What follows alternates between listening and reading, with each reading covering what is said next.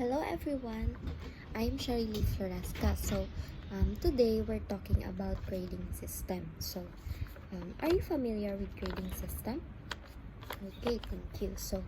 When we say grade, it is a way of rating the quality, worth, rank, order of things, or how well someone performs.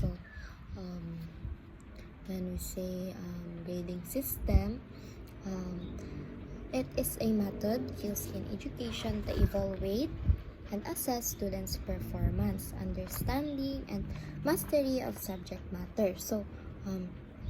Grading systems can vary across educational institutions and countries, but they typically involve assigning scores, letters, or other symbols to indicate the level of achievement reached by students.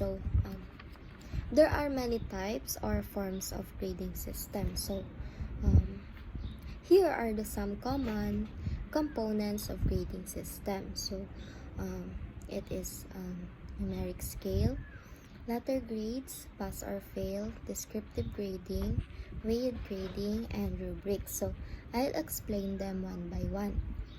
The first one is numeric scale.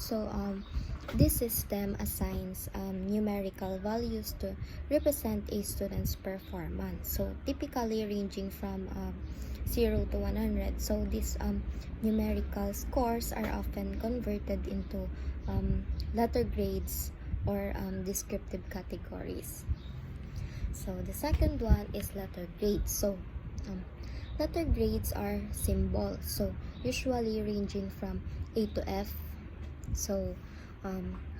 It is assigned to indicate the level of achievement. It is commonly used scale in many educational systems, includes A for excellent, B for good, C for satisfactory, D for passing but below average, and F, of course, fail. The third one is pass or fail. In some cases, particularly in non-graded or alternative education systems, students may receive either a pass or fail grade, without a numerical or letter indicators. The fourth one is descriptive grading.